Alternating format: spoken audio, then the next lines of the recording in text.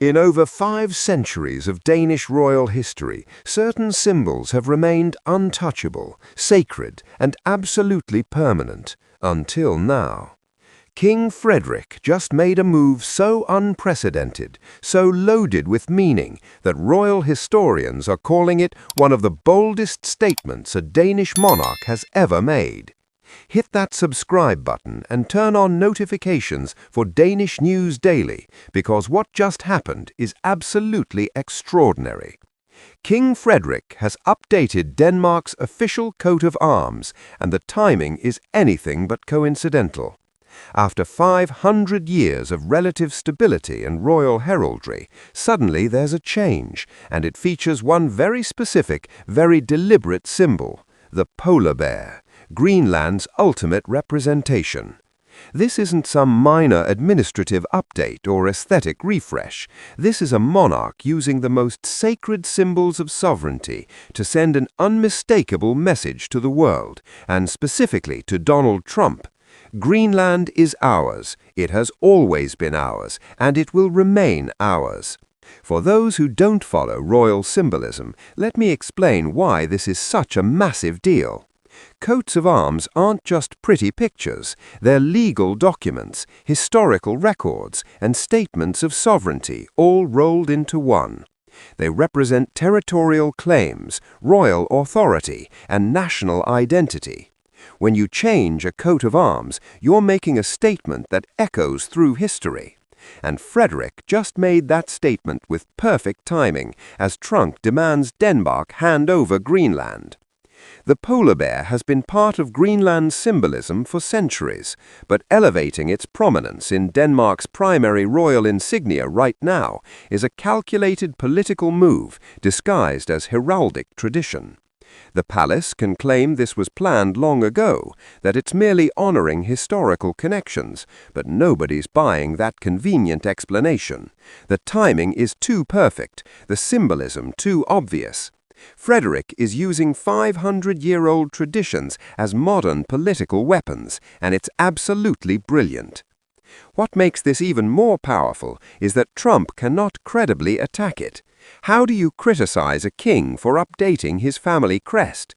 How do you frame that as aggressive or inappropriate? You cannot, which is exactly why Frederik chose this method. It's politically untouchable, symbolically devastating, and historically justified. He's fighting Trump with tools the American president cannot match or counter. Royal symbolism versus real estate developer threats, and symbolism is winning. Heraldic experts have been analyzing the updated crest with forensic detail, and every element tells a story. The polar bear's positioning, the colors used, the relationship to other symbols in the composition, nothing is accidental. Royal heralds spend months or even years perfecting these designs because they understand that these symbols will be examined for centuries. Every choice Frederik approved sends a message, and that message is unambiguous. Denmark's connection to Greenland is permanent, historical, and non-negotiable. The public reaction in Denmark has been overwhelmingly positive. Finally, a response to Trump that feels appropriately dignified and powerful. Danes are exhausted by the threats, the tariffs, and the disrespect. Seeing their king respond with such symbolic strength has galvanized national pride and unity. Social media exploded with support, news coverage has been extensive, and Frederik's popularity received a genuine boost. Sometimes the old ways, the traditional royal tools, prove more effective than modern politics could ever be. But let's talk about the risk Frederik took with this move.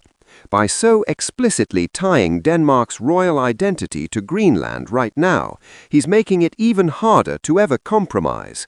If future circumstances forced Denmark to negotiate Greenland's status, Frederik has now made that a direct assault on the monarchy itself.